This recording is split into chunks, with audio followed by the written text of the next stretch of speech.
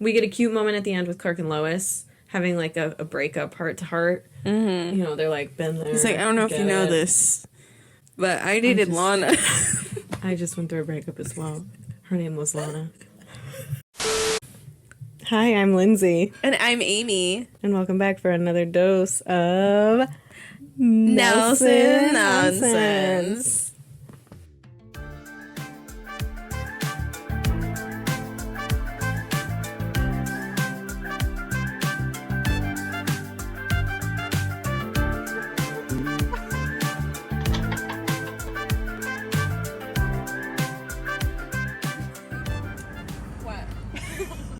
All right, hi. Hi. I just realized how loud the leather couch is under me. Uh-oh. It's like... Ruh-roh. Well, I started to say, if you're watching this, we're in the same place. We are in the same place. Same plan. Same time. We are in our parents' basement because I'm home for Christmas, and it is Christmas Eve as we are recording right at this moment. As you can tell by Amy's antlers and my Christmas light blazer. I was feeling festive. Happy Christmas. Yes. Did you say Merry Christmas? I said, yeah. Merry Christmas.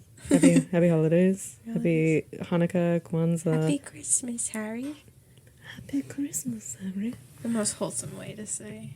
It is. I really felt like he meant it. And that's like the only time I felt that. It's the only time I felt Christmas joy ever is when Ron Weasley said, Happy Christmas, Harry. Yeah, I don't think I'm alone in that. Okay, well, anyway, happy holidays. Merry Christmas. We're in our parents' basement because we were like, ooh, the audio will probably be good down there. But then we clearly weren't thinking about the leather couch and the dogs. Yes. Yes. Our parents have two small pomskis. If you don't know what a pomsky is, it's a Pomeranian and a husky. Two very quiet breeds. Mm-hmm. God's mistake. Those two breeds should never be mixed. No. I don't know who the first breeder was or what they were thinking, but I mean, they're fucking cute. They're damn cute dogs. They're really cute. They're like forever puppies. Yes. But they are loud. So apologies in advance if we get interrupted by the dogs at any point in time, whether it's just by their howling or if they come down here and make their camera debut. Great. But they'll be really nice to look at, so they will. You're welcome to. Okay, all that said, it is my episode today. Mm-hmm. We are on Smallville and Lois, episode 8, which also just so happens to be season 8. Oh. Which means I've talked so much about seasons 4, 5, 6, and 7. Yeah. That it has been 8 episodes now. I mean, those seasons are jam-packed. Yeah, well, and this season, I took it upon myself ahead of time, 7 episodes in, to outline the episodes that Lois is in ahead of time. Oh. Mm-hmm. Wow. That's so smart. Mm-hmm. Why has it taken me that long to do that? I don't know. Yeah, I don't know either, because I haven't done that. So I went through IMDb. I spent an extra just like 10 minutes going through, and I actually wrote no Lois in episodes 8-6, 8-9, 8-11 through 14, 8-16, 8-18, 8-20 through 21. To which I was like, Jesus fucking Christ, she's barely in this season. Oh. But I realized the like 8 to 9 episodes she is in just have that much. Wow. Like Clark and Lois content that you think she's in the majority of the season. Wow. Well, let's go. Yeah. So, this episode, I am only covering the first 5 episodes of the season. Oh, wow. And that has to be the part 1. Okay. Break. Cool. All right. So, episode 1 of season 8. If you remember in the finale of season 7, Lex and Clark were in the fortress together, okay? Because Lex is no more. Because Lex is gone. The fortress collapses, and they're both in it, which means we would assume Lex is dead because he's a human. Right. Also, Lana woke up from her Brainiac coma, but she leaves Clark the breakup DVD. Yes, of course. Okay. And she's gone. We don't know where she is. And Chloe gets abducted by, we think, Homeland Security because Lex was, like, turned her in, basically, because she wouldn't cooperate with him. So he was like, I'm going to tell the government you've been hacking shit. Well, and about time, too. I mean, she's committed a bunch of crimes. She has. So, like, and when she gets abducted, I think she kind of was like, wow, we knew the rounds. Also, lucky her, two of her best friends are superheroes, so she doesn't have to be as worried. No. So when she's getting abducted in front of Jimmy after he has just proposed to her, she shouts, "Jimmy, go get Clark." And I'm sure Jimmy's like, for what? Why do we need him right now? He's like, always with the get Clark. Yeah. Okay, so that brings us to episode 8-1, which is called Odyssey. All right, so enter Tess Mercer. Right. Welcome, Tess Mercer, a.k.a. acting CEO of Luthor Corp., a.k.a. the bomb-ass bitch Cassidy Freeman. If you watch The Righteous Gemstones, she plays Danny McBride's wife, so you might be familiar with her that way. Yes. I'm sure she's been in other things, but what I know her from is Tess Mercer and Danny McBride's wife in The Righteous Gemstones, which makes it sound terrible that I can't remember her character's name, but she's incredible regardless. She is. Okay. So, she trudges into the Luthor Corp dig site that's been set up to try to find Lex up in the Arctic tundra where the fortress collapsed, because they clearly, he's probably microchipped, and they were like, where's Lex? Oh, yeah. They just sensed. Someone's, like, phone went off, and it was like, Lex has been buried under ice, and they were like, fucking hell. They were like, kids, we have to postpone family dinner.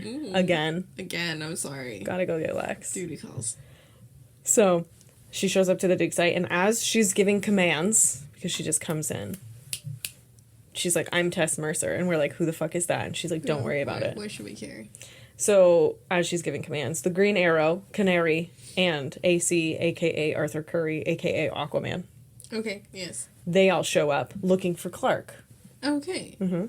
Because it's been a couple weeks, I think, at this point, so I think they're like, the fuck? They find his red jacket. Oh, no! In the ice, so we know it was Clark. He's here. They find it in the ice at the dig site, but dun dun dun, no sign of Clark. Where could he be? So they're assuming, okay, he must have escaped then. Right. He's not here. He's left. Yes. He's out of the ice. He flew. He can fly. He can't fly yet. You're right. But he can move really quickly, and super strong. So, I don't know why I keep thinking it's time for him to fly. Because he should be able to fly at this point. Yeah, you're right. It's one of my few major qualms with Smallville. Yeah, I mean, chronologically, for the hero, he should fly. He should, yeah. He should just be able to fly. Especially because we've already had several interactions with Bizarro who can fly. Right. Yeah. So. He's a little flightless bird. I was a flightless bird diving too deep. Do you remember that song? From Twilight? Yeah. Yeah. Because I only know the part that's like, I found you, flightless bird. Yeah. Yes. We're talking the same way. I don't know if you have any plans on January 20th, but the Bev is showing all 5 Twilight movies. Oh, well, I'll be in school. Oh, that's right, Dana.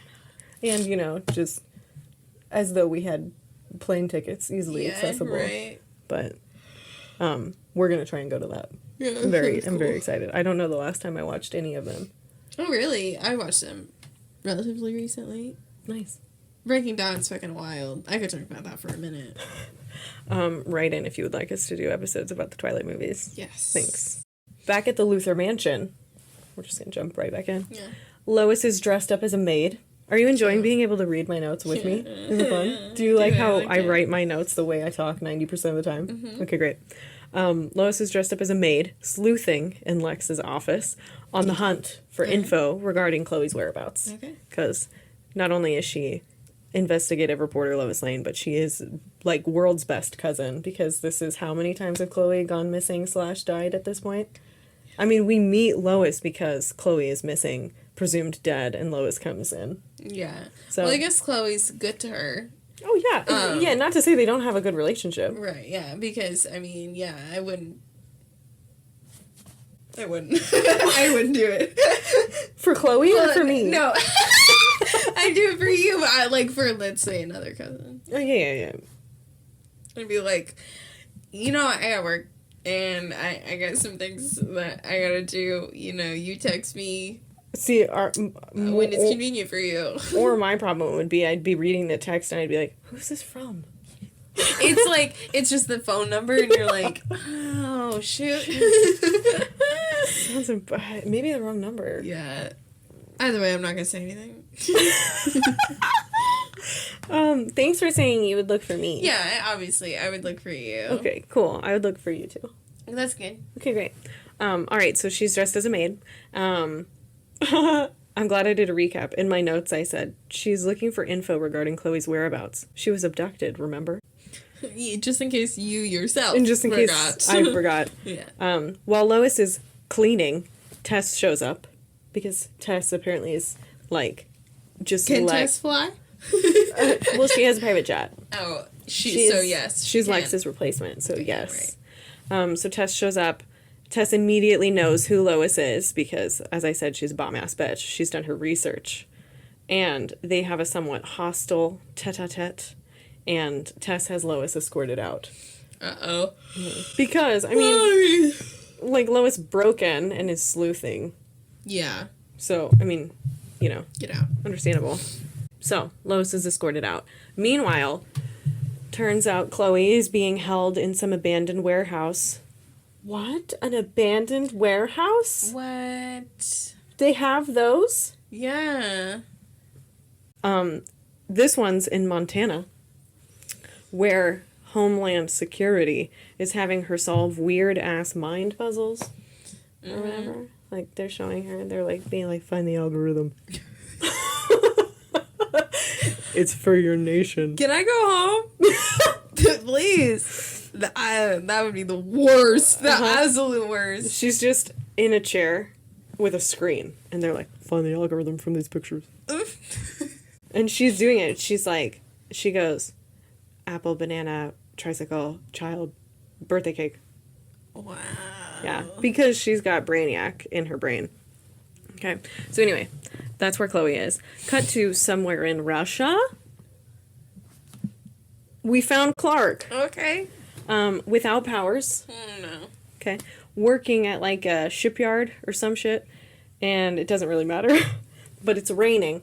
So, thanks for that, CW. Yeah, of course. You're welcome. Apparently, he hitched a ride out of the Arctic tundra with some Russian mafioso, and now he's working off his debt from this ride he asked for. Wow, must have been a long ride. I thought you were going to be like, well, that's really kind. All he's paying off a brief debt. Yeah. So he's tired of working because he has no powers, and, like, he can't just be up there in Russia. You know, he's got things. Yeah. Shelby is probably starving. Yeah. Ben is probably done taking care of the farm at this point. Shelby probably just lives with Ben at this point. So Clark has no powers, so he tries to steal a truck and break out. He fails. The mafioso threatens to torture him if he attempts to escape again. Yada yada, you know, as a mafioso would. Yeah. Okay, back to Chloe. Homeland nerd is having her crack codes to identify 3 cell phone numbers. It's like all of a sudden they were like, have her figure out these phone numbers. And he was like, okay. Okay, so she's having to, from these like streams of numbers, find the 3 phone numbers in it. And yeah. So she quickly cracks the first 2, which unbeknownst to her belong to Aquaman and Canary. Those are their phone numbers. Oh, wow. As she solves the 3rd one, she realizes the number is Oliver's. Uh-oh. So she stops like 2 digits before she finishes saying the phone number out loud because she's like, oh shit. Yeah. And with this, she realizes this is clearly not Homeland Security, but probably a Lex infiltration of some sort, and so she tries to escape. Okay. And, surprise, they apprehend her, and they say they'll get the 3rd number at any cost. Jeez. Dun, dun, dun. Later in Russia, Oliver shows up and hustles the mafioso. Like, they found Clark. Oliver comes in. He's like, I got this. This is a typical Thursday, you know. Yeah. He's got his, like, leather jacket on. He's the real Puss in Boots of the group. Oh my god, literally. Yeah. He's just over here like this. And it works. It works. Yeah. But, so he shows up. He picks a fight with Clark to try to, like, create a diversion. Because the mafioso is clearly like, who the fuck's this white dude? Shows up, blonde, like, bleach tips, trying to... Yeah. You know, buy shit. Bleach tips? Oh, man. Does he? He probably actually doesn't. It's probably just blonde hair. Oh, okay. But he does the spiky. He does. You know? Yeah. As, like, was so mid-2000s. Yeah, that's why I really quickly believed that they were also frosted. So that's why I was like, oh, man. Because of the style. I'd be like, get. Like in the John Mulaney sketch when he's like, I walked into the grocery store and they're like, get out. And he's like, okay. And they walk out. Yeah. Get out of here. That was the mafioso. Yeah. Okay. To Oliver. Yeah. To Oliver. Okay, so he's picking a fight with Clark, and Clark's like trying to go along with it, you know. And it's believable because Clark doesn't have his powers. So when Oliver starts like pushing him around, Clark is kind of taken off guard because he's like, "What are you getting at?" And also he's like, oh, "I'm tired." Yeah, he's like, "Oh my god, stop! Stop! You're strong. You're so strong, Oliver." And Oliver buys off Clark. What'd you say? He said, "I'm just a baby." He said, "I don't have any powers. I'm just a baby." Okay, so Oliver buys Clark from the mafioso. Oh, wow. Like, he's fine. He's like, you know what? I'm going to take however many crates of whatever the mafioso is selling. Mm-hmm. And he's like, and I'm going to take this guy. And the mafioso's like, whatever, you know? Yeah, sure. He's like, I don't know what you're into, man. Just take him. Yeah. He's just, like, been here. He wasn't doing a whole lot. I don't know. He had me give him a ride, and now he's just here. Yeah, he could have gone a while ago. I don't know what he's doing. Jump to Clark and Oliver. They're having a brainstorm sesh on Ollie's jet. Oliver tells Clark he knows where Chloe is. Mm-hmm. And he thinks Canary and Aquaman are being held there, too. Uh-oh. Bummer. So the two of them change course and head toward Montana, despite Clark being without his powers. Okay. Because, you know, Clark's like, gotta go get him. Which is good. Yeah. We'd all be a little disappointed if Clark was like, well, I need to get my powers first. Do you think they'll be okay for a second? Yeah. We made some video adjustments. Yep. Okay, great. I just wanted to announce that in case it felt like abrupt or like a weird shift. You're like, what's or different? If you're watching and our frames completely change, that's why. And we move on. Okay, what was I saying? They change course to go back to get Chloe. Okay. In true Clark fashion, he insists they split up upon arrival. He's like, clearly we'll cover more ground if we split up. Even though I have no powers, it doesn't matter. Yeah, right. So as Clark is snooping around looking for Chloe, he hears Lois down the hall. Okay. Lois is now undercover posing as a DDS security guard. Of course. French maid, DDS security guard. Mm-hmm. She does it all. Her wardrobe's fun. It is. Yeah. She has a whole closet just of her undercover garments. Yeah. Lois tries to cover for Clark, acting like he busted out of his cell. Okay. She's like, what are you? I thought I dropped you off, you know, so that the other security guards don't question who's this big brooding man and why does he know you? Right. Because he's like, Lois? A prisoner's like, guard? And she's like, an idiot. So, she tries to pretend like he busted out of his cell, but then she just knocks out the other guards so that she doesn't have to deal with them, because clearly they ask a question and it's one question too many, and she's like, forget it. Head trauma. Yes. She's learned from experience. Yeah, that takes care of it. And then Clark and Lois's conversation goes like this. Lois, what are you doing here? Clark, I heard they had good espresso. Lois, you disappear for a month and come back with a sense of humor? Clark, I've been tracking Chloe down. The question is, how did you get here? Lois, feminine charm. Clark, it's true. Huh. Lois, yes, I do have some. Clark, great job protecting your short supply of it. Lois, why don't you give your stand-up a rest and do exactly what I tell you? Yeah, for real. That's funny. It's just like immediately in season 8, they're finally like, forget all the bullshit about everybody else. And they're like, we know the money shot is Clark and Lois. So let's finally start writing it that way. And we get that straight out the gate. We have a puppy guest. We have a puppy. We have a puppy guest. Are you gonna come say hi and be cool? You gonna come up here? Show me chords. Rocky. Oh? Okay. Right. Well, thanks, bud. Bye. Oh, no. Here's another one. Oh, no. This is the destructive one. Hi. Hello. Sierra, you're a little too big. The puppy says. The puppy says. No. So anyway, we got that great first interaction. It's the first interaction of the season, and it really sets the tone for where the rest of this is going. Yes. Okay, so Chloe is refusing to provide the remaining digits of what is Oliver's phone number. So one of Lex's cronies shoots her up with some crypto serum to make her do what he says. Then he goes and finds Oliver, who happens to now be at the facility, and shoots him with the serum too. So basically he shoots Chloe up with the serum. She gives the other 2 digits. He calls the phone number, realizes Oliver's there. Okay. Kind of like, wow, you made this so easy for me. Yeah. He's here. Okay, well, then he goes and shoots Oliver up with the serum as well. Okay. For reasons I don't remember. Yeah. And what is the serum? It's like a truth serum. Okay. But it's not, it's like but it's a truth serum of like, or like a behavior serum. He shoots it up and then he's like, tell me the other numbers. And then they can't not. Okay. Yeah. So, okay, yeah. So he like shoots Oliver up and he's like, protect something at all costs. And then Oliver's like, glazed over. Oh, you know what I mean? Okay, yes, I do. I get it. So, okay. Clark and Lois find Chloe, and Lois is immediately knocked out. Okay. So, nothing's changed. Yeah, okay, cool.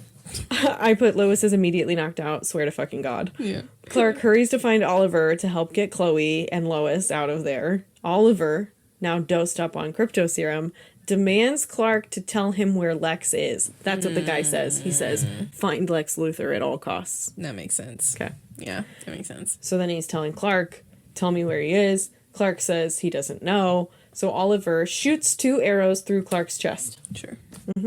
Only for the serum to wear off seconds after. And he doesn't have his powers. Nope. No powers. Oliver just shot him twice. So immediately Oliver is like, oh my God, because Clark is just bleeding out on the floor. Yeah. But Oliver doesn't remember shooting him, but then he sees his 2 arrows and he's like, oh my God, I just shot Clark. Obviously, I did, yeah. Yeah. So now Clark's bleeding out in the middle of the floor. Chloe runs up to try to heal him, but wait a minute. Her healing powers aren't working. What? Right now? Of all times? So that's not. So then Clark is like, and Clark has this moment where he's looking at both of them like, oh my God, am I really about to die right now? Yeah, oh my God. Like, because the panic. Yeah. So then Clark starts to have a life flashing before his eyes moment, and the writers had the audacity to make him see primarily moments with Lana. Oh my God. And only one with his goddamn parents. And not a single one of Chloe. Like, look, I'm not expecting him to... one? Right, like, I'm not expecting him to suddenly only see Lois. Of course he's gonna see Lana, but he should have at least seen Jonathan, and he should have had a couple with Chloe, his best fucking friend. Yeah, I mean, we should have seen way more. Like, what did he do as a kid? Yes. What, hire a little kid actor. Maybe he played soccer or something, and he was, like, really good at it. No. Chloe was his best friend for years, and Lana, like, when they started the show, they weren't even talking. No. He could barely keep it together. He couldn't even walk up to her because she had a fucking kryptonite necklace. Oh, yeah! That's why he couldn't keep it together, because of her fucking necklace. Yeah. Like, that should have been, listen, that's what you want, signs from the universe. That's a fucking sign from the universe, Clark. Yeah, if your love is literally repelling you. Like, literally. So, anyway, I was very upset about these flashbacks he was having. Yeah, it's annoying. But, have no fear. Clearly, Clark doesn't die. Martian Manhunter appears. Thank goodness. That's what he's best at. Yeah. So John throws Clark over his shoulder and flies him toward the sun. Yeah. To revive him. Safer. Which actually is terrible for Martian Manhunter. Because his only weakness is fire. And then he literally flies Clark, like, basically to the sun. Risks his life. Mm-hmm. Yeah. Beautiful. Mm-hmm. Thank God he's around. I mean, honestly. Like, to keep them together. So, cut to the barn. Clark's all better now. John and Clark have a heart-to-heart. And yet another moment of someone losing their powers / destiny so that Clark can achieve his. Which Clark has an existential crisis about letting go of his life on the farm. Because he's kind of like, this yet another person has given their life for me because apparently I have this huge destiny. Right. And he's like, but what am I doing? Yeah. He's like, I've got to make strides here. Yeah. What the fuck am I doing? And it's the first time that, like, it's presented in a way that actually makes me be like, yeah, Clark, what are you doing? Because typically it's coming from Oliver, and it's just Oliver being like, you're wasting your powers. Yeah. Do you know how many of us would kill to have your powers? Yeah, partially coming from a place of jealousy. Yeah. And also it just seems like when the guy at the gym is like, you have so much potential, you haven't reached your full potential, you're like, shut up, you know? So, like, I get why he would ignore him. But it also makes sense now, of all times, because he's actually out of high school. Yes. There's really nothing else that he needs to be doing. Yep, he's done with college. Right. Lana is out of his life. Mm-hmm. Lex So this is would allegedly be- gone. Yeah, so this would be the time to just do it. So, side note, Lex has only been gone a month, but they got the Luther mansion looking like it's been abandoned for a year.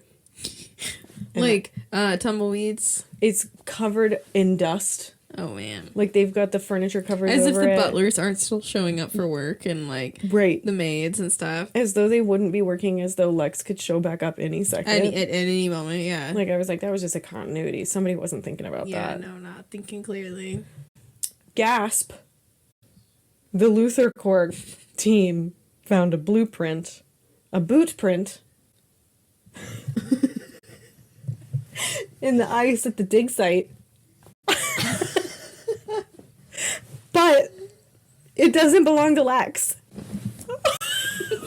Whose could it be? Boot is that? It's like fucking ginormous, and they're like, damn, whose boot? Whose size 15 boot is this? So, we've got that we're like, we've got to figure out whose boot this is. Okay. Tess is staring at the folder like, I don't. They're like, we just, cause like right off, it's not his. Like right off, we don't like they don't even Lex's? put it. They don't even put his foot in it. They're just like, no, They're that's like, not his. Oh man. Okay, Jimmy and Chloe are reunited. Okay. And officially engaged. Oh boy. Because, you know, it was interrupted. And then Chloe is like, yes, Jimmy, I will marry you. And he's like, I'm good. Yeah, and Jimmy's like, are we I'm sure? over it. Actually, no, I think. He's like, actually, I had some time to think. How's Clark? So Clark and the baby Justice League have a cute little team moment. And they decide to all split up, lay low, and trying to find where Lex is hiding. Like, they're like, hey, maybe we should be like a team. We'll work better. And they're like, yeah, but we should split up. But we should never be in the same place at the same time. Exactly. Meanwhile, at the planet, Lois is trying to work, and Clark is sitting in the chair across from her, squeaking it back and forth. He's just like, Clark, oh, I'm sorry. Is this bothering you? Lois, the chair or you in it? Clark, most flirty, charmed smile he has ever given in the history He shows his teeth. of the show. Like, he's like this, he's like, and you're like, what? like, Lois is like, so on his way out, he tells her that he'll see her bright and early Monday morning. Oh, okay. And that he's the newest recruit for the planet. So he did apply for the job. He sure Chloe's did. job. And the best part, he'll be at the desk across from her. And after he leaves, Lois looks at the nameplate. She like spins it around and it says Clark Kent. And she kind of like gets all like swoons a little. Totally gonna get laid. And I'm like, fucking finally, forget everything about Lana, forget. Like, literally, okay, see what they're doing? They're setting up all of this Lois and Clark, and then they, again, I say, they have the audacity to make him have that life flashing before his eyes moment, and all he sees is fucking Lana? Yeah, right. Like, let it go. Yeah, it would have been... Like, the writers are obsessed. Yeah. Well, and it... Yeah. What? Well, I was gonna say, like, it would have meant more if, like, oh, we're flashing through his life. Oh, it's going so quick. Look, he's a kid, and oh, no, now he's like an adult, and like, oh, and then what if it slows down and you're just seeing Lois moments, and like the Lois moments are like quieter and slower. Like, Amy. thank you so much. Like, that would have meant so much more, but no, of course. They would have had to greenlight that to HBO. I mean, that was too high quality. They couldn't have it on the CW. Yeah. That was good, Amy. Thank you. Will you read my stuff? Yeah. Okay, cool. Thanks. All right, so that was the first episode. Okay, episode 2 is called Plastique. Okay. We open with Clark walking into the planet for his first day. I put heart eyes. Yeah. Because I'm so excited about Clark finally starting at the planet. Well, that's everyone at the planet, too. They're like, what? They're like, you gonna work here? What? I'd be like, I suddenly need to go to the newsroom for something. So he approaches Lois's desk, and she immediately criticizes his wardrobe because he is wearing the typical red flannel and jeans. Oh, adorable. So, yeah, it's so sweet. And she's like, she does it in a nice way. Like, she's not like, the fuck, Clark. It's not. Who didn't tell him? Yeah. Before he started. She's like, oh, so, you know, you need to wear nice clothes. Yeah. Business clothes. So she promptly snatches some poor guy's dry cleaning and insists Clark wear it. Suits are so expensive. Which is, again, outrageously humorous because the man she takes the clothing from 1,000% is smaller than Clark. Oh, yeah. He had to have his clothes specially made. Yes. Like, I don't know if you've seen Tom Welling in season 8 or just in present day, but you're not...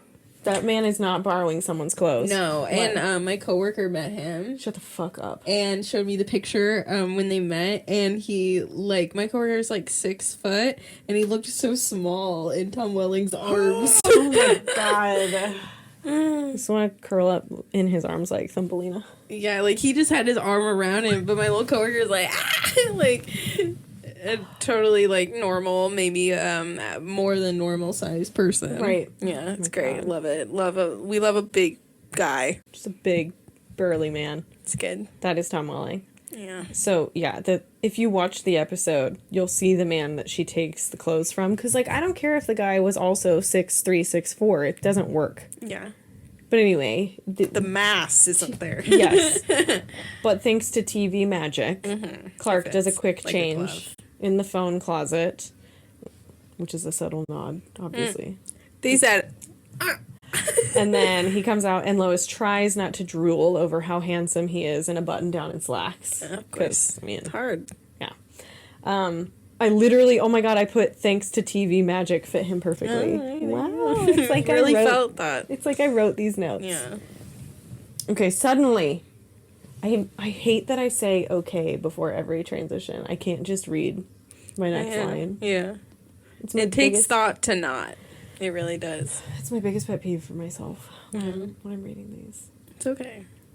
Suddenly, there's an explosion outside. Clark, unbeknownst to Lois, disappears to go investigate, of course. And he finds that a bus exploded around the corner from the planet. How convenient. He helps civilians clear the area and get to safety, picking up one woman in particular.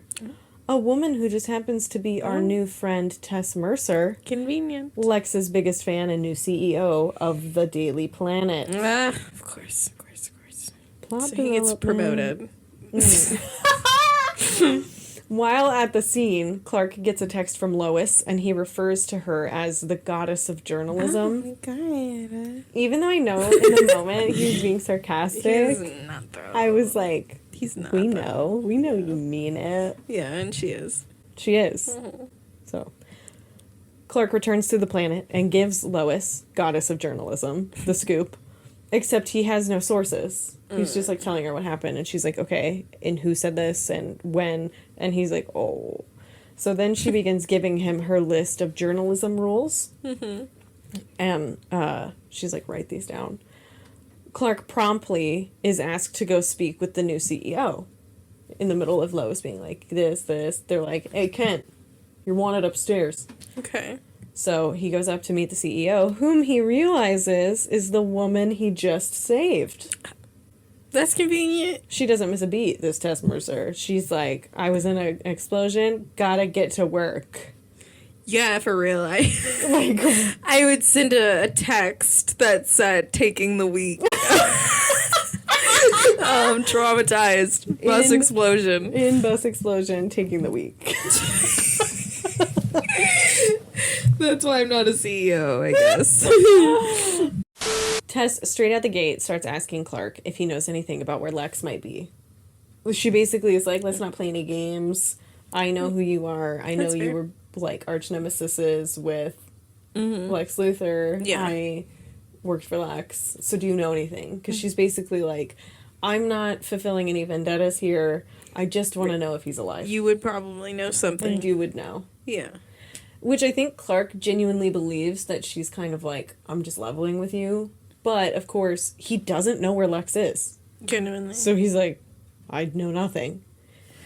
But, of course, you know, Tess can't help but be suspicious because obviously Lex was suspicious of everything Clark did. Yeah. So he says, I don't know anything. And Tess is like, sure. I'm going to keep tabs on you. Right. He's not really an open book. No. Like, it always looks like 1,000 things are going on in his head, and he says, like, one of them. Yes. So you're like... And the one that he says is not something that was actually running through his head. He just, like, picks something to say. No, it's literally an alien pretending to be a human. The other day, I said umbrella instead of umbrella. Umbrella. And I didn't.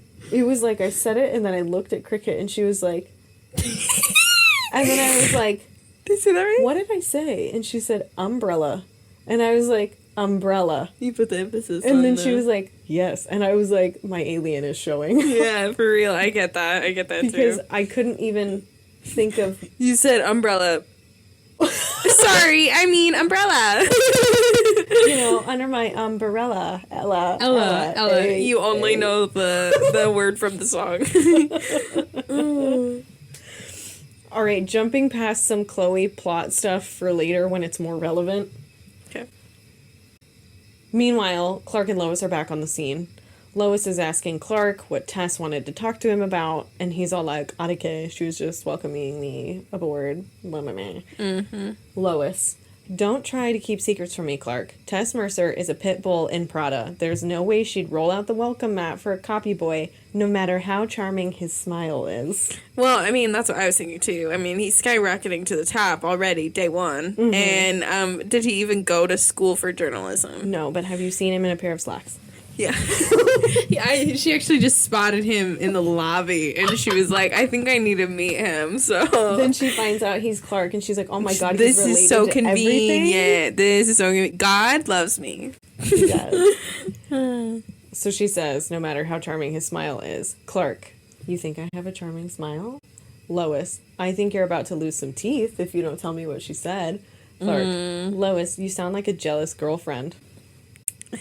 Oh. And she's like, Lois promptly then saunters up to an officer on scene and tries to use her feminine wiles to get him to let her into the crime scene. Love it.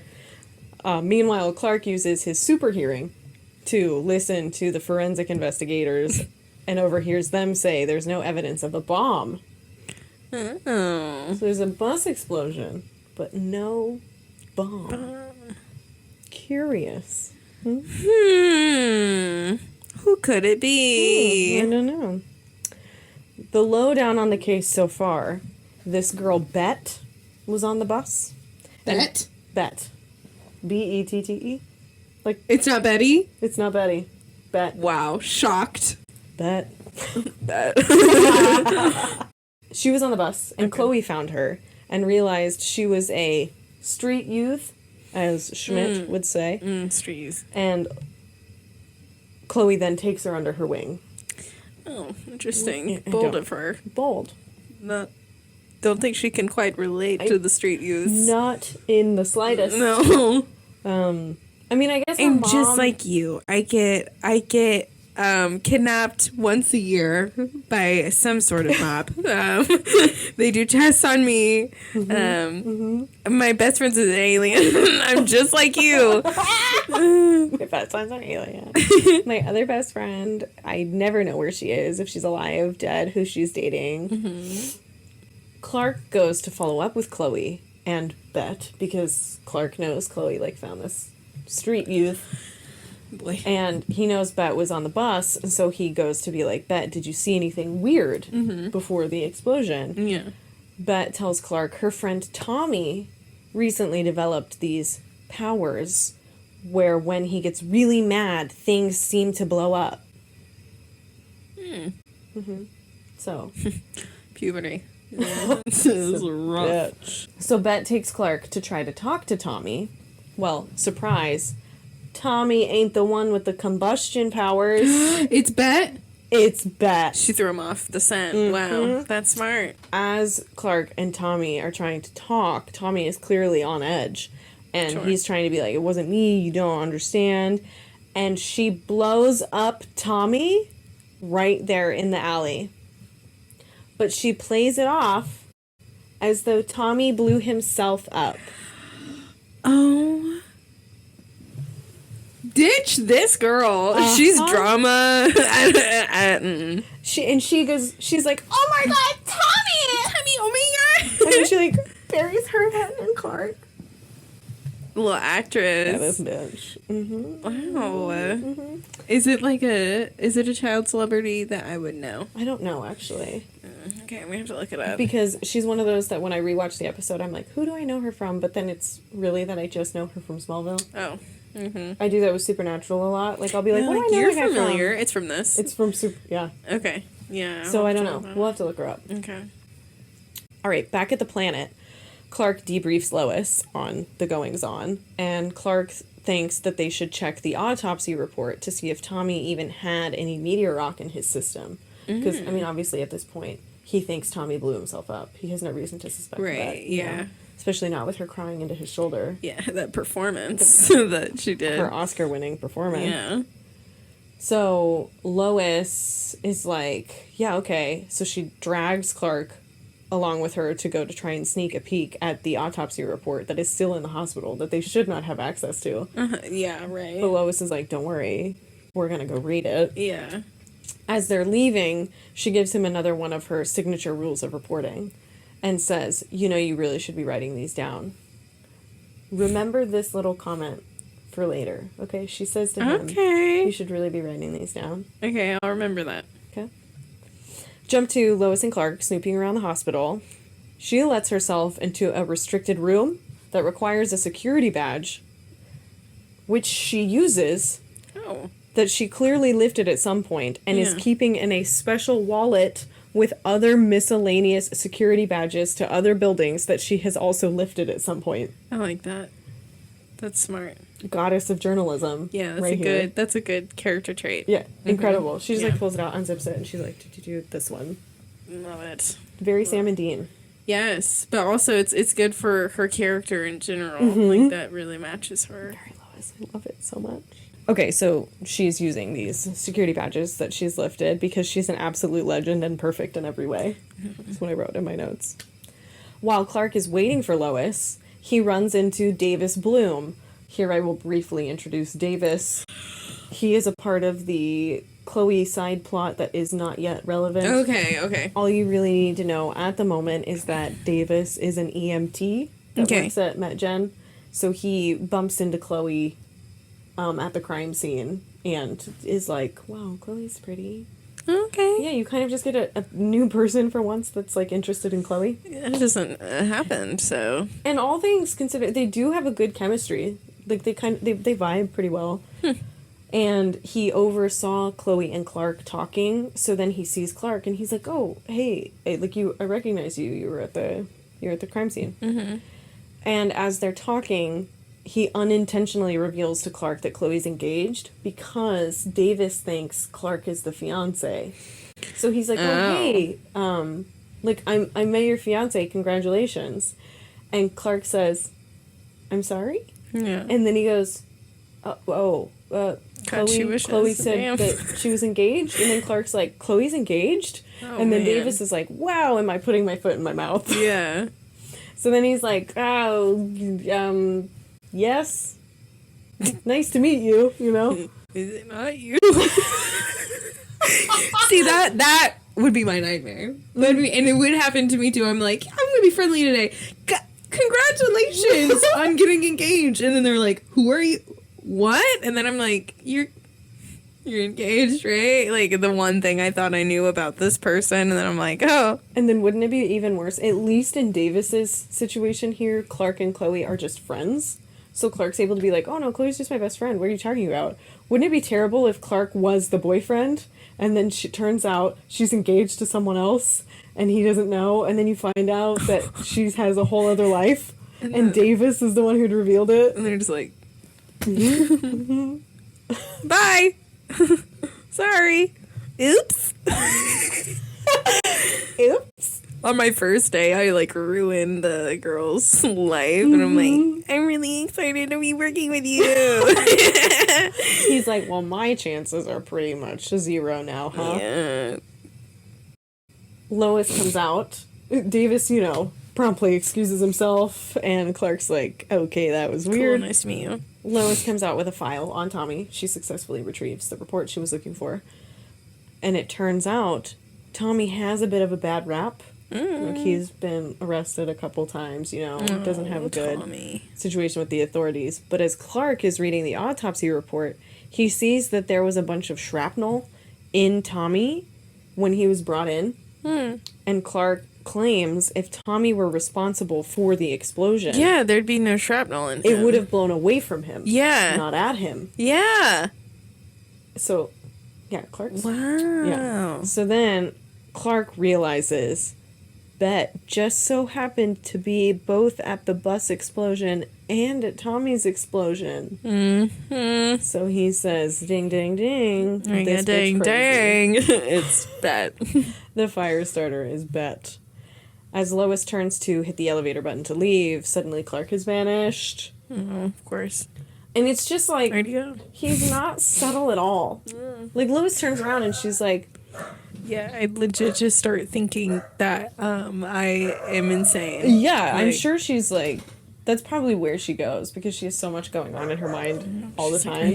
I felt him right there, like, not 2 seconds ago. She's like, I was talking to him. Right? Did he need to go pee? Like, and then, like, it's probably, like, I would say at least 48 hours before, he catches back up with anyone. It's probably really exhausting to be Clark's friend. Honestly.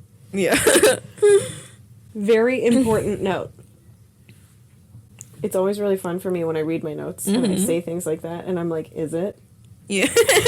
Very important note. Surprisingly, Bet is about to blow up Chloe because she thinks Chloe will turn her in for killing Tommy, even though it was essentially self-defense. You learned the situation that was going on with, like, Bet and Tommy and whatever. Oh no. Right as Bet is about to straight up ignite Chloe, Chloe starts to fall down the stairs. Like, in dashes Clark, just in time to catch her. But everyone needs to go watch this part of the episode. I already want to. Because the way Chloe full-on Mae West hurls herself down the stairs is so absurd. Like, she literally, is like running and she turns to look at Bet to be like, no, and then she's like over the railing. It's not even down the stairs, it's like over the railing. Like, Oh, man. She would have died anyway. Yeah. Whether or not Bet was gonna implode her, because she would have fucking broke her neck. Go out on your terms. You will not blow me up. I will tumble down the stairs and snap my neck. I was like, I will snap my neck and bleed out right in front of you. Thank you very much. So yeah, I don't want to be killed by a teenager. I mean, it's true, especially not her. Oh, that'd be... Calm the fuck down. I'm so sorry to hear about Chloe. How did she die? I don't know, like a teenager like blew her up. There's also a part where Bet is at the apartment and like Chloe's doing some research and Bet places a grilled cheese in front of Chloe and Chloe's like, oh my god, Bet, thank you. You didn't have to do that. And she's like, it's no big deal. It just looked like it'd been a while since you had something home-cooked. That's how she says it. Also, she says home-cooked. And I'm like, didn't she pick you up off the street? Yeah. When was the last time you had something home-cooked, Bet? Yeah. You're full of shit. Go put Bet back on the streets, because I think Bet's doing fine. You made a bad bet. Upshot. Clark talks to Bet. Okay. As he always does. Yeah, him and Bet are tight. I meant, you know, he always talks to the trouble beads in the picture. Yeah, he relates. He relates. Yeah. They have a heart-to-heart about feeling misunderstood and having powers so strong you don't know what to do with them. Aww. So it's actually like, you're like, wow, Clark, that was a good... That's nice, good. Yeah. Clark asks Chloe why she hadn't told him that she and Jimmy were engaged. And it's actually a pretty good conversation. Can find you.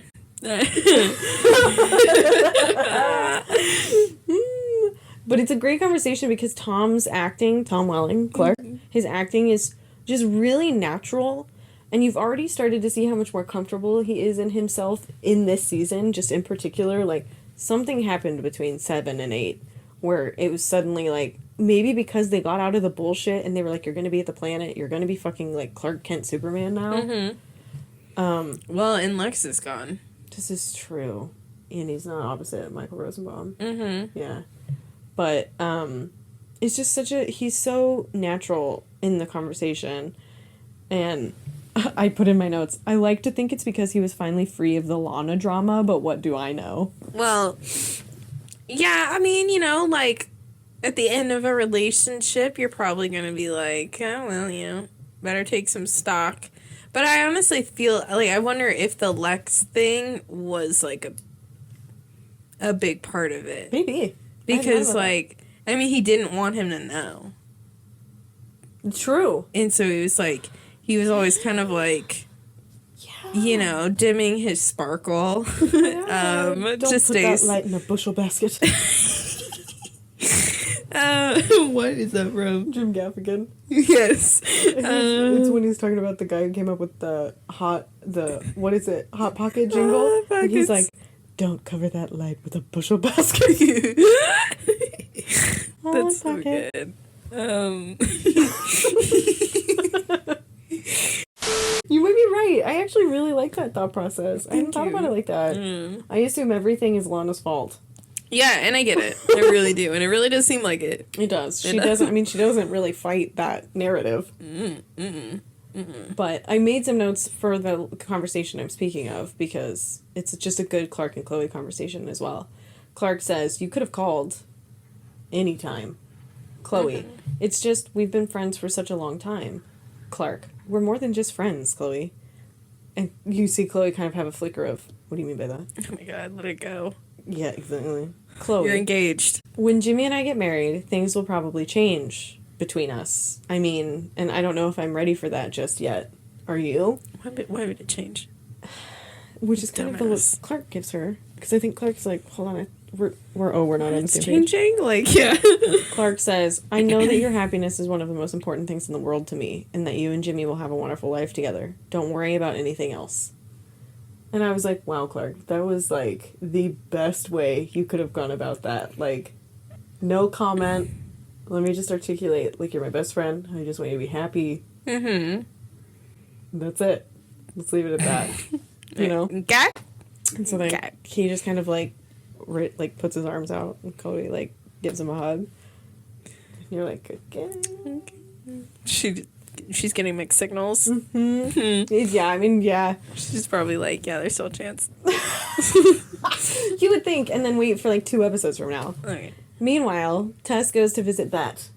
Oh, that's nice. What? Why? She goes to visit Bet at the hospital and essentially tries to recruit her for some Suicide Squad-esque task force or something that Tess is putting together. What? To find Lex? Maybe? She actually might be good for that, though. Yes. She can blow things up. Tess is a woman of many skills and secrets, as we will come to find out. Yes. Yeah. I didn't like Tess. I know you didn't. Yeah, but it could be because I like Lex so much. So then when she came around, I was like... Also, at the time, I do remember you saying that you really hated how Tess curled her hair. Oh, God. And it's very possible that... That's why. That's why. Oh, no. What does it look like? Well, because she would curl her hair in. That's wrong. Okay, yeah, let me... out. Amy has pulled up her phone, but now we're only seeing good pictures of Tess. Yeah, what the fuck? She looks great in all those pictures. Well, it could have also just been that on top of what you just said, that she replaced Lex. yeah. But I also, actually look at love- this one, though, because that is pissing me off. Like, where it kind of comes in on her Yes. cheeks. Mm-hmm. And they, look how dirty they did her in this cartoon. You also didn't finish Smallville, that I recall. And Tessa's character gets so good, and Cassidy Freeman is... I will constantly shout her out for her performance on this show. Yeah, I don't remember where I bailed because... You probably bailed where I will begin part 2 of this season with. Yeah, maybe. And I'll explain when we get there. Yeah, well, then it will be exciting. It's like I'm hearing it for the first time. Yeah. Finally, back at the planet, Lois and Clark debrief over the whole situation that they just had. You know, this street youth blowing people up, blah, blah, blah, blah. Mm-hmm. Lois gives Clark his edited draft of the obituary she assigned him. She's like, I get the main story, obs. You get to write Tommy's obituary. Mm-hmm. Okay. Fair. So Tom, well, I almost called him Tom. Excuse me.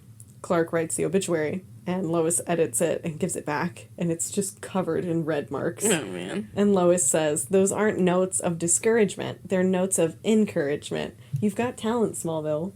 Clark, what? Lois, look, when I first started out at the Inquisitor, all I cared about was getting the best stories on the front page. Clark, sounds like a dream come true. Lois, sure, but sitting here now with you, I think I'm more proud that we uncovered the truth than I am over having a headline. Thanks for helping me break the story, Clark. And they stare lovingly at each other for a moment. Cute. End shot is them at their desks across from each other with their nameplates side by side. I put So BRB weeping. Yeah, they're so cute. The next episode is episode 3, Toxic. Yeah. It's mainly about Oliver's backstory, how he became the Green Arrow. Cool. So it's a great episode, especially if you love Justin Hartley. I do. And it explains how Tess and Oliver know each other because, surprise, they go way back. Right, yeah. So this episode is basically all about that. Love it. There's some good Clark and Lois moments throughout, and I think I highlighted a couple, so I'm just going to go through those really fast, but then that's pretty much all I wrote about in this episode. Okay. At the very beginning, Chloe and Clark are at a gala, or like a function that they've gone to that Oliver is hosting. There's always a gala. Always, yeah. Fun to be them. Yeah.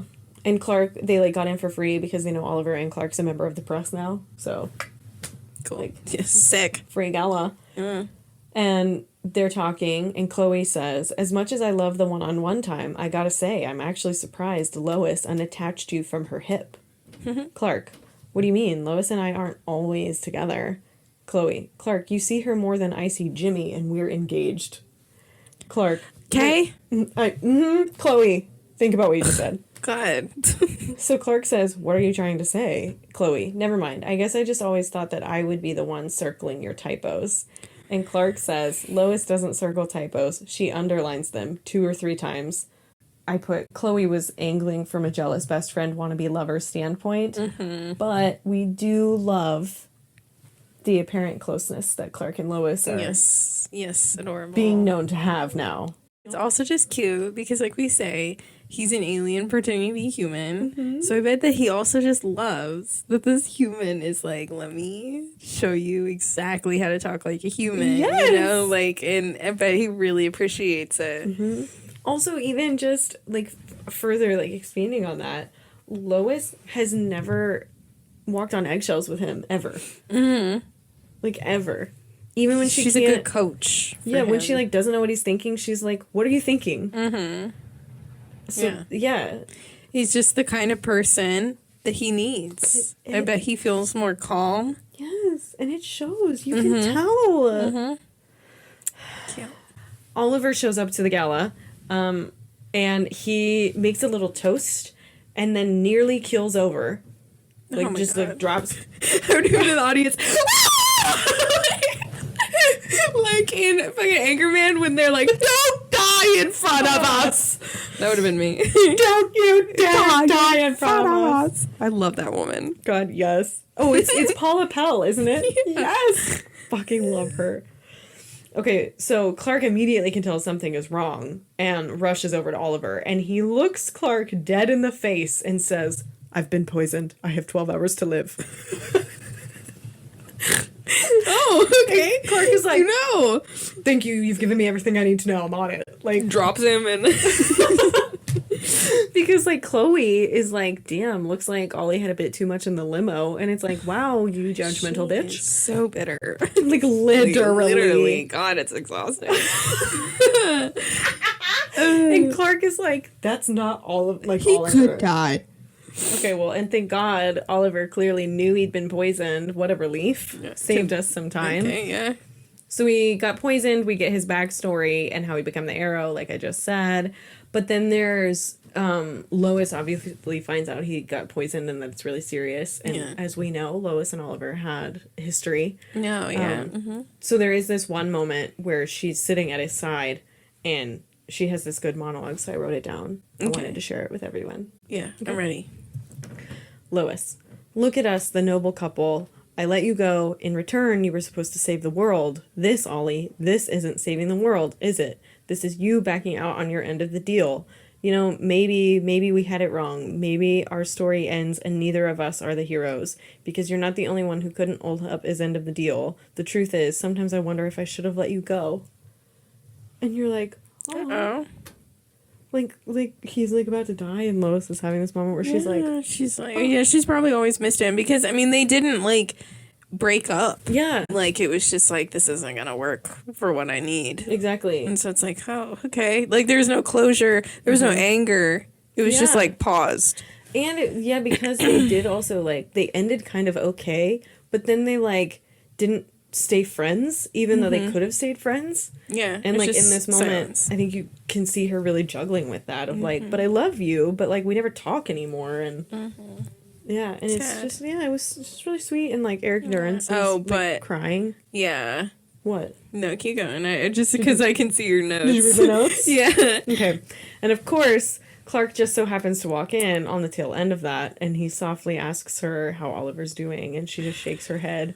And then Clark tenderly walks up behind her and gently places his hand on her shoulder. He's like that. And then Chloe is all like, Clark, can I talk to you for a second?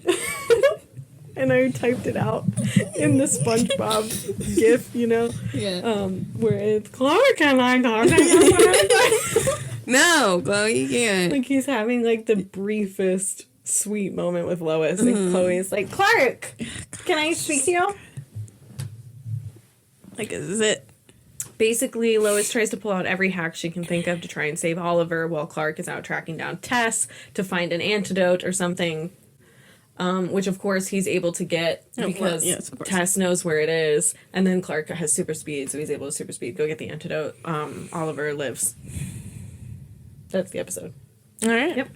We get a cute moment at the end with Clark and Lois having like a breakup heart to heart. Mm-hmm. You know, they're like, been there. He's like, I don't know if you know this, but I dated Lana. I just went through a breakup as well. Her name was Lana. And then she takes his coffee for like being sweet, so she has to obviously. Yeah, she used to shut it down. She used to bully him because she was vulnerable. I get it. Yeah. Amy's like, that's what you do. That's how you get out of that. Yeah. All right. So the next episode is called Instinct. Oh. All right. We open with Tess and Dr. Grohl. Yay, Dr. Grohl. I'm just imagining Dave Grohl in a lab coat. Literally, can you imagine if they would have gotten Dave Grohl and he's just like Dude, wearing a white coat? My favorite character of the whole show. No, and he doesn't change at all either. just No Dave character. Grohl. It's Dave Grohl. Like they missed their opportunity with that. I bet Dave would have totally done it. I think he would have done it too. He strikes me as someone who likes Superman. 100%. Yeah. Okay, so anyway, it's Tess and Dave Grohl. Say it. Okay. Tess and Dr. Grohl. I did not mean to say Dave Grohl. Oh, I thought we were rolling with it. Okay. We are now. It's Tess and Dave Grohl. It's Tess and Dave Grohl. They're trying to track... I got all excited about Dave Grohl. Yeah, you're distracted. Tess and Dave are trying to crack into a Kryptonian crystal that was found in the snow when the fortress collapsed. And they think maybe it can give them a clue to where Lex is. In trying to turn it on, they cause it to emit some frequency, like a siren or a beacon. And, well, the beacon summons... My alien was showing again. Yeah. I was like, beacon. Your beacon was like... It was going off. Yeah. The beacon summons Maxima, Queen of Almerac, Oh! an alien queen in search of her true mate. Oh, wrong stone. Damn it! Throw that one back. She beams down into some alley in Metropolis and assumes the first guy she sees is obviously the one who signaled for her. Why would she expect otherwise? Yeah, honestly, that's her. And in true Bailey Sarian La Llorona fashion, have you listened to her Dark History where she talks about La Llorona? I mean, I know about La Llorona. Well, this is a plug for Bailey Sarian's Dark History about La Llorona. Because it's absolutely fucking hilarious. Okay. Okay, anyway. The man just starts making out with Maxima. No questions asked. Oh. None at all. Couldn't be bothered. But suddenly, he goes into cardiac arrest and collapses at her feet. I have lots of questions about his moral character and maybe why he just died. What'd she look like? Tall, redhead, very... Is she hot? I mean, yeah, she's not bad. But the thing is, like, I mean, I obviously am like, no, in comparison to Lois, very mid.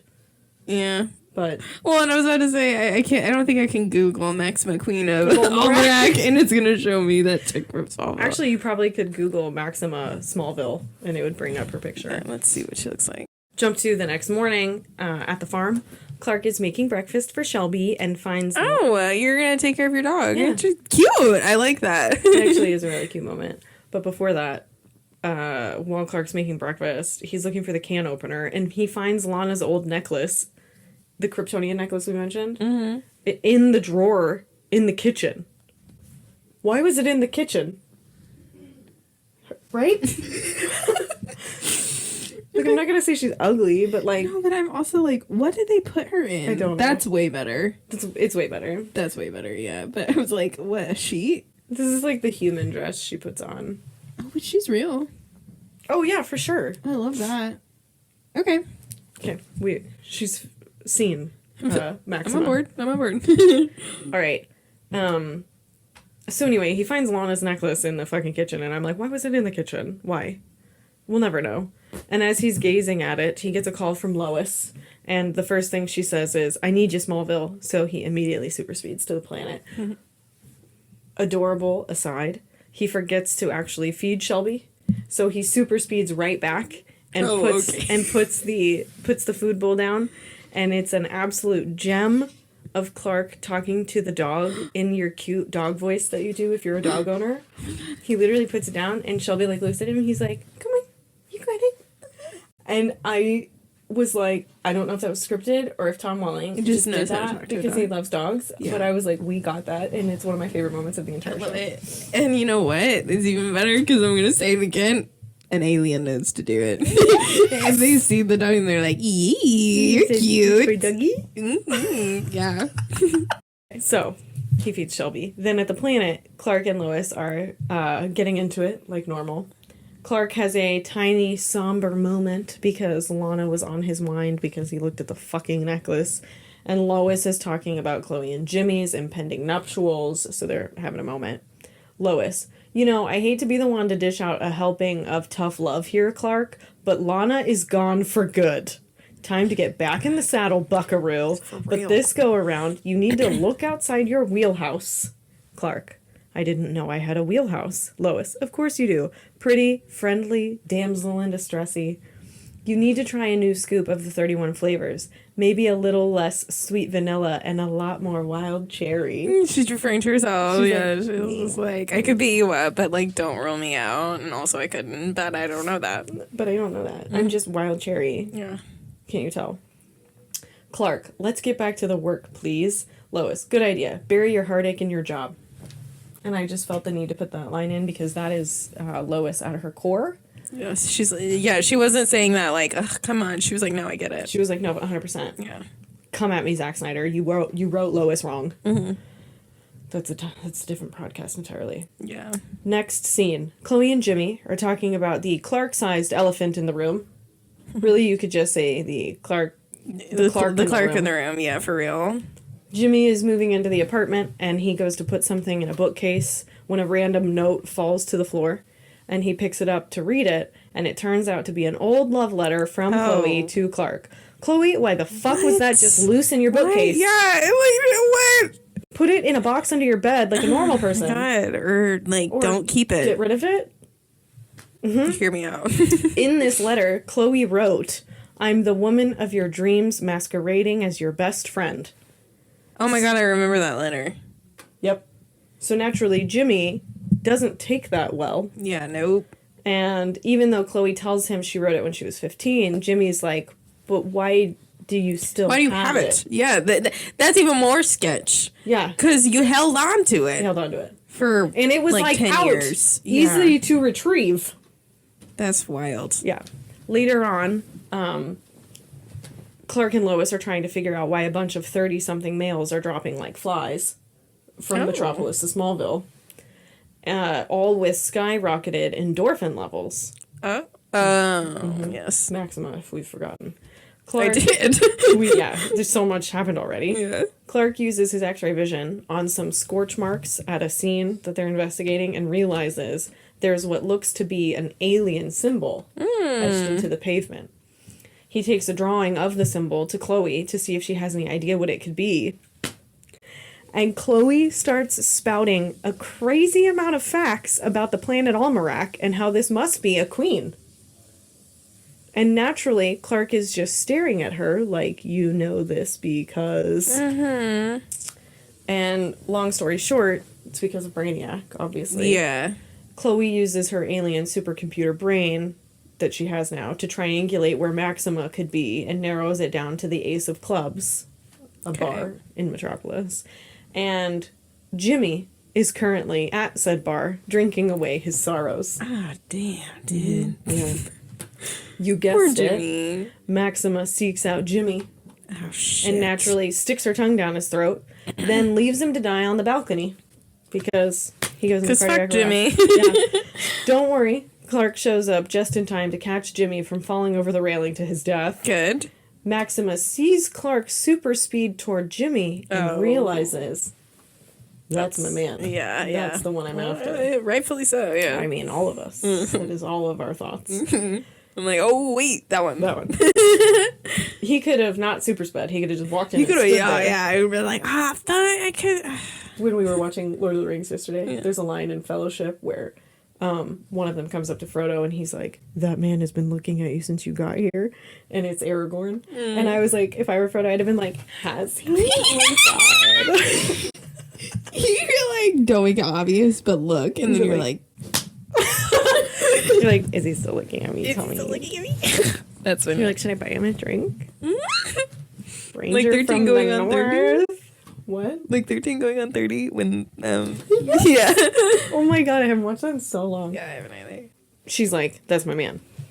Meanwhile, at Matt Jen, our third place. Have you heard that phrase?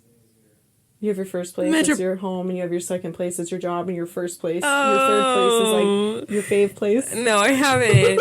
But yeah, MetGen is their first Matt place. Jen, their third place.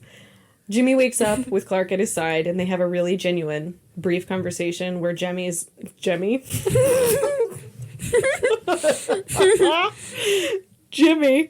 is transparent about how he's worried Chloe will never love him how she loves Clark. Me too. And Clark is basically like, I get it, but also she loves you. Because Clark is like, I do know her. I have been around her whole life. And like, she wouldn't say she loves you if she didn't, you know? And he's just like, you have to trust any feelings she had for me are in the past and also not reciprocated. So, and Jimmy like really appreciates. That will always help. Yeah. Yeah. It's not reciprocated. But literally all Clark has to do is continue to exist. Yeah. And it will be a problem. And that's the hard part. It's not the best. Jump to the planet. Clark is going through Ace of Clubs security footage to try to see what Maxima looks like. And then, bam, she shows up at the planet and sticks her tongue down Clark's throat. Ah, God damn it. Which, wouldn't we? But then, all, if we yes, had the yes, chance? absolutely. I put that in my notes. Yes. And yes, things escalate because Clark does not go into cardiac arrest. That's what I'm saying. He's not dying. Yeah. So they move to the elevator, and Clark all but rips off his shirt. Then suddenly, ding! The elevator doors open, and Lois is standing on the other side. Yikes. Oh, took her advice. Despite what she might be telling herself, she looks crushed when she sees him making out with Maxima. Yeah. So the conversation goes, Smallville? Clark, Lois? Lois, I'll take the stairs. Maxima holds Clark's face and says, let her go. And then Clark pulls away and says, Lois, wait. And he runs after Lois. And he's like, Lois. And then she turns around and she's like, what? Sorry to rain on your orgy, Smallville. I think I scared off your date. Clark, where'd she go? Because he remembers I was supposed to be tracking her down. Yeah. Lois, probably to find you to a motel room. Clark, you don't understand. Lois, what's not to understand? You were pulling a 9.5 weeks in the elevator. I mean, it may not get you a membership in the Mile High Club, but hey, you gotta start somewhere. And Clark says, just calm down. And Lois says, I am calm. I am perfectly calm. Why would I not be calm? Dial down the ego, Smallville. I don't care what you do with your love life. And then she storms off. No, obviously. Obviously you don't care. Clearly she is not bothered in any way. Yeah. And then she's like going like this. She's like, I am calm. I am calm. Like firmly poking him in the shoulder. You know, like in She's the Man, and the dad's like, that's gonna bruise. Yeah. I watched that recently. I fucking love that movie so much. It's 5-star perfect film. Yeah, really. And Clark just stares after Lois, bewildered and confused. Sure. And Lois hurries out to her car. Everybody wants you, buddy. It's like,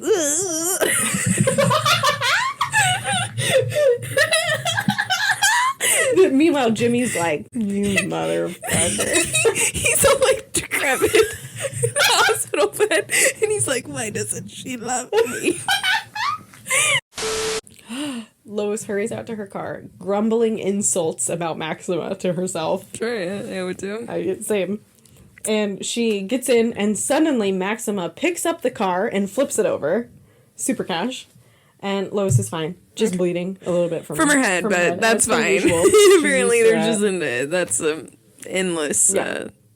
She's like, she doesn't even think anything about it. It's like rubber. I don't even. She's like, Maxima proclaims she couldn't kill Lois in front of Clark, but now she can. Lois is like, whoa, lady, I'm not into him, calm down. There is nothing romantic between Lois and Clark. Maxima, you have a deep connection to him. I felt it. Lois, then your radar is on the fritz because even on a good day, we're barely friends. Yeah, fucking right. You were just reported Lois to be inseparable. Yeah. Maxima. Is that right? Yes, literally. Okay, I was making sure I used the right word. Inseparable? You say it. Inseparable? I said inseparable. Oh, I heard it didn't sound right. Okay, it's fine. Maxima responds, he would never have been able to pull away from me if he wasn't drawn by his attraction to you. Lois, that would have made me feel so much better. I would be like, okay, fine. Lois then says, look, he's about as attracted to me as a Red Sox fan to the Yankees. And Maxima says, well, you may not know it yet, but believe me, there's a bond. And I could see it on your face when you caught us together. You feel it too. And I said, we love an outsider pointing out undeniable chemistry. Yes, they are often the only ones who can. Yes. I love when a rando comes in and they're like, It's okay. like, you're a dumb bitch. I'm really, thank you, rando. Clark dispatches Maxima and sends her back to her planet. That bitch. Bye, bitch. I put that in my notes. Jump to the next morning. Basically, Clark, like, finds her and pulls her aside and is like, whoa, whoa, whoa. Like, you can't just show up and expect, like, me to fall in love with you. And she's like, but you... Like, she's like, I was signaled for. And he's like, what? And so she's like, yeah, there's a beacon. So now Clark knows that, like, he needs to be looking for this crystal. Mm-hmm. But he's also like, I'm sorry. Like, it's not me. Yeah. And then she makes a comment to him about how she's like, it's Lois, isn't it? And Clark's like, what? And she's like, listen, I can't with you two, you know? Yeah. Yeah, it's interesting because it's like a one-off episode, kind Very of. much so, yeah. But also, it furthers the plot. It does. It does. Yeah. I'm here for it. Jump to the next morning. Clark and Chloe have a typical post-alien nonsense debrief. Sure. And Chloe also shows him the letter that Jimmy was so worked up about. And they finally just flat out are like, we're besties. That's all. Mm-hmm. And it's good that way. Okay. Yeah. And then that's that. Later at the barn, Lois shows up to talk to Clark. And it goes as follows. Clark, thanks for showing up when you did. I guess you could say you saved my life. Lois, tell me about it. If I hadn't severed your love connection, you would have ended up like all her other dates. Clark, you know, she said some weird things to me. Lois, really? Clark, she said she was my soulmate. Lois, I think you can do a little bit better than a man-eating meteor freak. Yeah. Clark, I know she's not the one, but it got me thinking. Chloe showed me this love letter she wrote to me years ago, and her feelings were really intense, and Chloe was right there in front of me, and I never realized how she felt. What if my soulmate comes along and I'm too blind to see it? You are. And Lois says, I don't know, Smallville. I think that when the right girl walks into your life, you'll know. And then they just stare at each other for a second. Mm-hmm. And then Clark said, what did Maxima say to you? And Lois says, nothing for the front page. And then she just like, could be a nursery. And walks away. Could be a nursery. Let's do a quick frame check, though. I think maybe you need to come in a little bit. I need to come in a little? Yeah, sorry. Just because, yeah, okay. Is this better? Because I don't want you to find the footage and, like, your face isn't in it. It's true. Especially on, like, this episode. Yeah. I'm just, like, over here. I'm like, can you believe it? Just the mic. Okay, so the next episode is episode 5. And I didn't say in the beginning. Did I? This will be a 2-parter. Shocker. Yeah, you did say that. It. You did say that. Okay, this is the last episode we'll be covering in this part. And it is one of my favorite episodes of the entire show. Yes, it is. I almost have it memorized, basically. Like, when I was taking my notes, I was like, I really probably could have done these without watching it through. Mm-hmm. It's the first episode that I saw that got me back into Smallville. And it's called Committed. Mm-hmm. Okay? Open with Chloe and Jimmy's engagement party. Lois is at the bar, downing glass after glass of champagne, looking absolutely amazing in her maroon dress. I'll put a picture. Cool. Clark approaches, looking fine in his little suit number, and I put foine, F-O-I-N-E, in all caps. And he approaches Lois. Lois, throw in a Shirley Temple for the lady. And Clark says, Lois, don't you think you might want to pace yourself? No. And Lois vents about how Chloe is marrying the first guy who gave her any real attention, present company excluded, and that this is not true love. And Clark says, are you sure you're not just jealous that your little cousin is beating you to the altar? Lois, it's not a competition. Clark, then why are you keeping score? Mm-hmm. I mean, look at her. Yeah, that is nice. Yeah. Okay, so to show her support, Lois then stands up on the bar to make a toast. Oh, cute. She clinks a glass of champagne and raises it, and Clark is standing below at her side, trying not to look absolutely mortified about what Lois is about to say. And Lois proceeds to make a not-so-supportive toast, going on about how when they were 10 years old, she and Chloe made a pact to, like, only get married when they knew it was true love. And she says, and that's why you can't expect a 10-year-old to keep their word or something like that.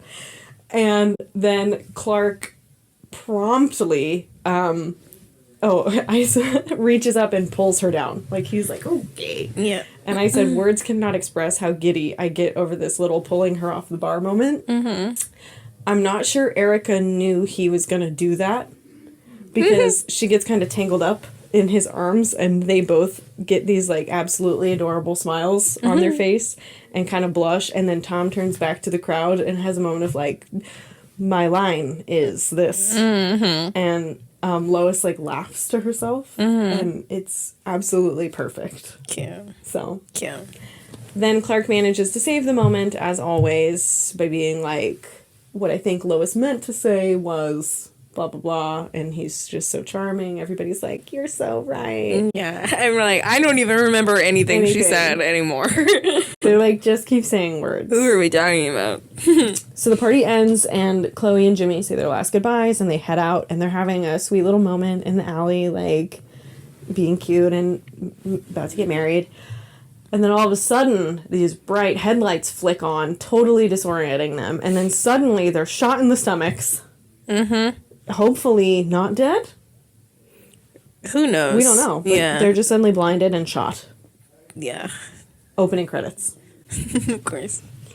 Cut to the next morning at the Kent farm. Lois wakes up on the couch, having clearly passed out there.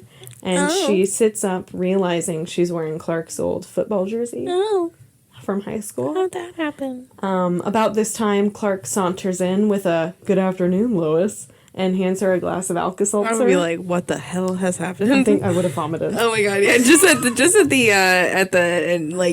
hint of it, you know, be like, too much to handle. Vomit. So Lois eyes her dress draped over the chair across the room, and then she looks up at Clark like, "Oh no," and he gives her a look like, "What?" And she gives him another look like, "Don't make me say it." And he still plays dumb. And she's, like, glaring at him, and then he finally realizes what she means when she says, "Please tell me we didn't." And he says, "Don't worry. You got changed all by yourself in the middle of the kitchen for, like, an hour." Yeah, it's about right. You can just see him sitting there like this. Yeah, you can, I also relate to it taking an hour. Mm-hmm. Oh, yes. She just take off the dress, you know? Yeah, I would be like, oh my god. My arms. Can't do it. And then she says, like, a few lines are said, and then she stands up and she's like, "You don't have to take care of me. I would have been perfectly fine by myself at the Talon." To which Clark says, "I don't think Chloe and Jimmy would have been up for the White Snake sing-along." What? And I'm like, "But you were, Clark. Yeah. You loved that. You just loved the White Snake sing-along." There's no way he even knows who White Snake is. Wait, no, she's already made... Yes. Okay, she's already made him the little mixtape, yes. I thought that had already passed. Oh my god, and he probably listens to it all the time, and yeah, he probably kept it. He was probably like, okay, this is a band. Yes. I'll listen to it. All right, Lois realizes she's late to a fitting with Chloe, and then she springs up to throw on her shoes, and Clark informs her that he drove her to the farm the night before because she was too inebriated to drive. So they leave together. Side plot, there's a whole thing with Oliver and Tess going on, basically about how they used to be in a relationship, and then, like, it wasn't ever discussed, and, like, now here they are. Mm-hmm. That's all I'm going to say about it. Okay. That's fine. Jump to the Talon. Clark and Lois arrive to find the apartment empty. Chloe and Jimmy aren't there. Mm-hmm. And after looking around, they realize Chloe and Jimmy never made it home last night. Mm. And as they're standing there being like, so where the fuck are they? A call comes through the answering machine telling Chloe that her car has been impounded because it was left on the street. Yeah. And so then they're obviously like, the fuck? So, hop to the planet, Lois and Clark realize 3 other publicly engaged couples have also been abducted over the past few weeks. Like the couples who made engagement announcements in the paper. Right. They're just tracking them down. Yes, they've been abducted. Lois, if I hadn't been too drunk to go home last night, I would have been there to stop this. Clark, or you would have been missing too. And you're like, yeah, you're right. So then they triangulate the 3 places that each of the missing couples have gone to, and they head out to see what they can find out. You know, they're like Scooby-Doo on the case. Mm-hmm. Meanwhile, Chloe and Jimmy are strapped to some metal chairs in a basement rigged to this freaky steampunk post-apocalyptic lie detector. Yeah, I'm like, what? Like, even, like, old lie detectors are way smaller than that. Like, yes, this is clearly handmade by a psychopath. Mm-hmm. And their abductor is asking them questions to reveal what kind of lies they've told each other. Also, the abductor is wearing a mask, of course, for anonymity. Mm-hmm. So they'll live. Yeah, so that they can live. Yeah. He's thinking ahead. Mm-hmm. I actually really like this villain because it feels more like something that would happen in real life. No, I agree. Like a dude who just goes through some shit traumatic thing and then he's like thinks he's helping society. Right, like he got left at the altar, or like his wife just left him. His wife cheats on him. I mentioned this later, and so then now he's abducting couples. Because he thinks he's doing them a favor. Yeah, that makes sense. That tracks. Also, it's not like the stealing the dry cleaning from the coworker. It's like that, like finding the engagement announcements. Like that's a way more like through line. Like yep. Yeah. Mm-hmm. Okay, so he asks Jimmy a question, which Jimmy like lies about, and then so he electrocutes Chloe, not Jimmy, and he said because his whole deal is your lies don't hurt you, your lies hurt the ones you love. It's true. Another thing, you're kind of like, dude, I give her. Damn, okay, Thanos. Right. Yeah. Okay, back to the lovers in Metropolis. Clark and Lois are getting nowhere with their leads, and then Lois has a light bulb moment. Okay. Lois, wait a minute. The guy is preying on couples, right? Clark, don't even go there. Lois, whatever. So, if we walk in there pretending to be the bait, we'll have him eating out of the palm of our hands. Clark, convenient. No one would believe it, Lois. Not for a second. Lois smiles coyly. Clark Kent, will you marry me? And he's like, trying not to act like he's totally excited about this plan. I was like, all you have to do is stand together. Like, literally. Stand together and talk. Someone's going to assume you're a couple. Like literally just stand near each other. Just stand near each other. Look at each other. Mm-hmm. That'll help. So they jump to the jewelry store. Clark and Lois come in, putting on a little charade about buying an engagement ring. Then Oliver walks in. Uh-oh. Oh, yes, and he sees Clark and Lois and obviously asks what they're doing there. All right. Clark and Lois tell him they're getting married. Obviously. Because they have to keep up the ruse. And they're convincing enough that as they leave, Oliver genuinely seems perplexed. Yeah, he's like, they're engaged. All right. He's kind of like, for real? Yeah. Because again, they dated. They're that, like, it's that believable. Mm-hmm. That they didn't even date, but they decided to get married, and someone is like, well... Yeah, like, they're more shocked. They're not like, well, how did this happen? Yep. They're just like, well, damn. Yep. All right. Mm-hmm. So, after that, Clark finally insists that they split up to cover more ground. Probably because he's like, oh my god, we just got confronted. I need a moment. Yes, he needs some alone time. Mm-hmm. So, they split off. Meanwhile, in the basement of lies, we find out the abductor's whole shtick, as I briefly have mentioned, is that his wife cheated on him, so now he abducts newly engaged couples and puts them through this insane test to see if they're being honest with each other. And one of the abductor's lines is, I don't think she ever knew, but I could smell him on her. And the way he says it, you genuinely go, God. Like, it's terrifying. It's terrifying. Yeah, like, what did he smell like? Mm-hmm. Anyway, Chloe and Jimmy shockingly passed the test, and as I wrote that, I said, ha! Shockingly! Because he electrocutes them! That's funny. But also shockingly, because, wow, really, they passed. Fascinating. Yeah, no one thought they would. No. Yeah. So later that night, Lois is walking to her car whilst leaving Clark a voicemail, but suddenly, bright-ass headlights, bam, tranquilizer to the gut. So their plan worked. Right. They just walked together. They were like, yeah, man. Yep. So Clark rushes to the Talon to find Chloe and Jimmy have been safely returned home. And through talking to them, he figures out who the abductor is. It was the jeweler at the jewelry store. Yep. So Clark super speeds across town to the jewelry store. And he bursts into the basement and begins to undo Lois's restraints. But oh no, the abductor is wearing a bracelet made of meteorite. What? And I have 2 asterisks below this comment. I said, brief little meteor rock rant.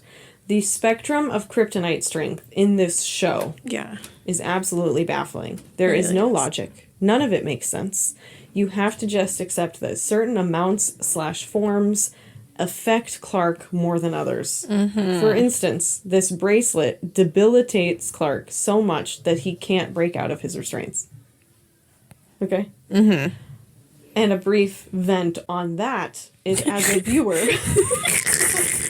I said I have 2 asterisks. As a viewer, you accept this because this scene is the entire point of the episode. Yeah.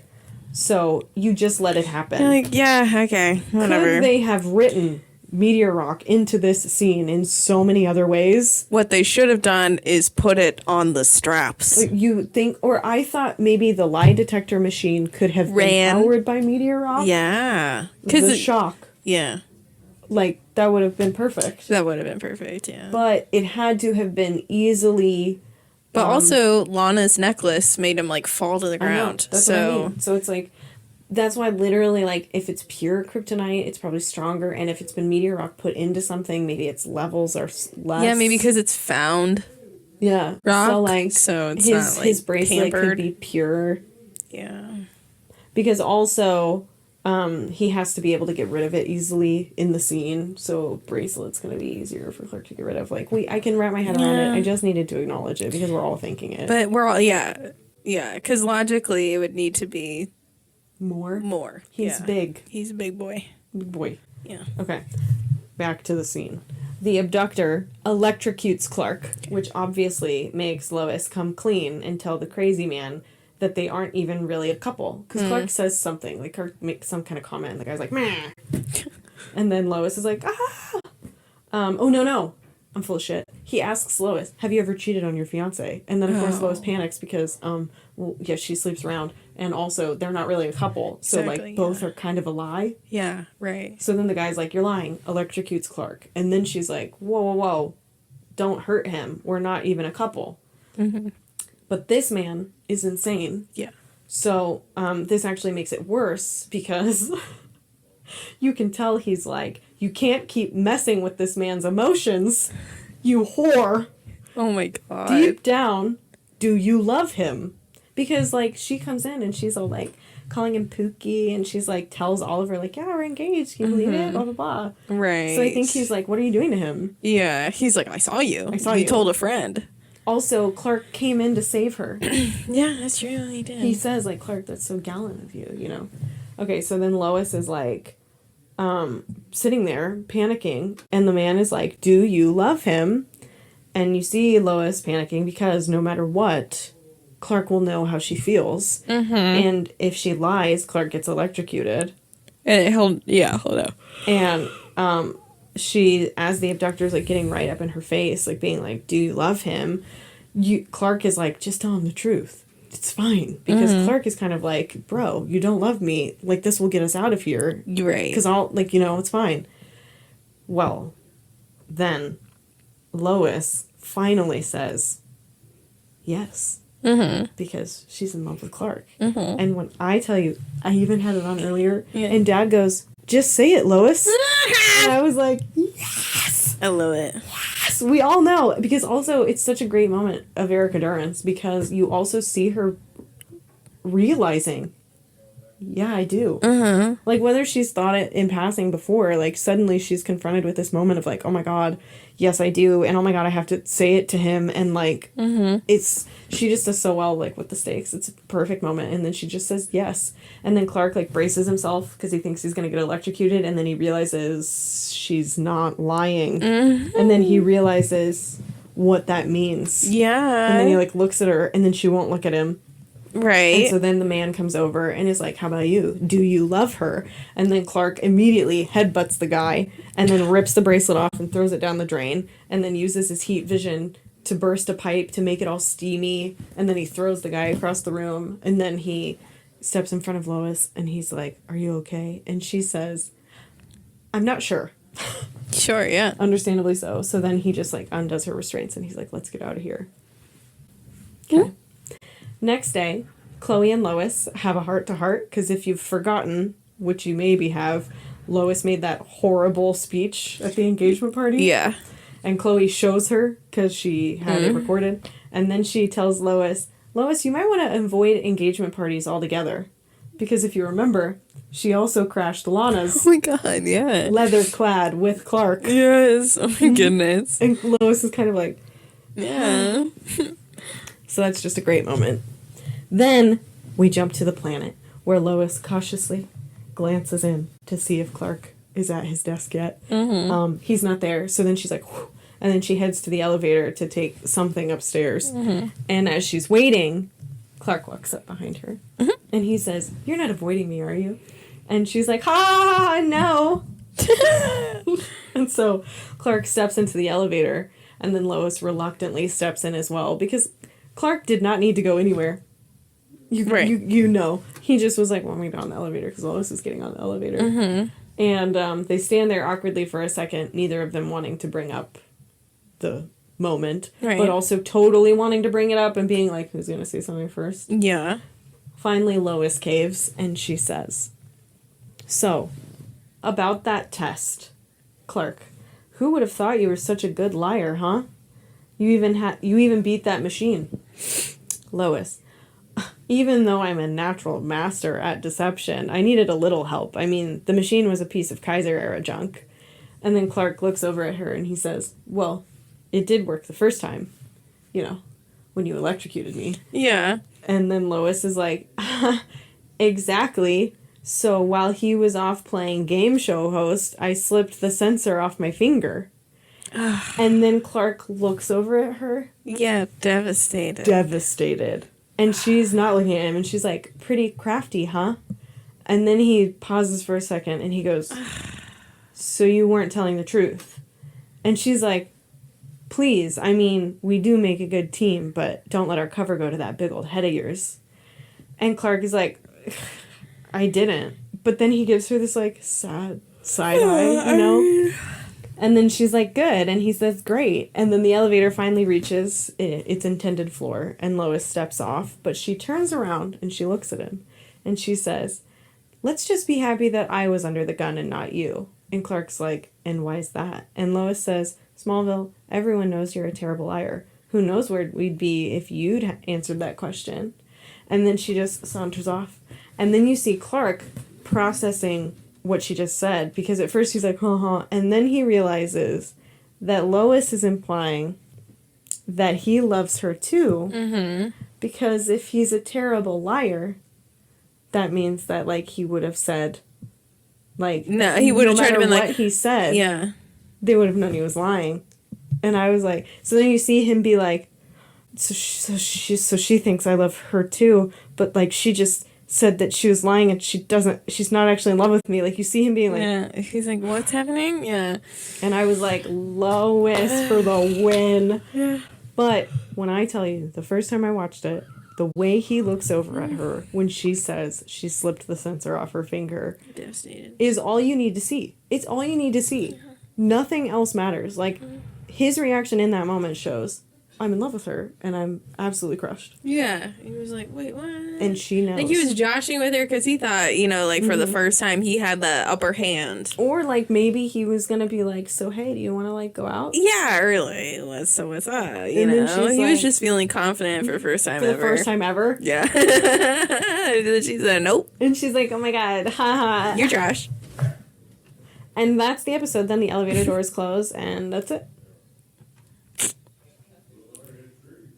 All right. And I love that episode. It's perfect. Yeah, it's perfect. So, 5 episodes in, and we are, like, guns blazing.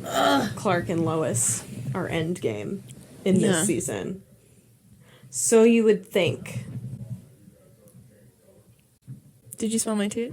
No. That's good. Thank you for listening. Thanks for listening. I just talked so long, but that's why this is a 2-parter, because I love season 8. As I just said. Mm-hmm.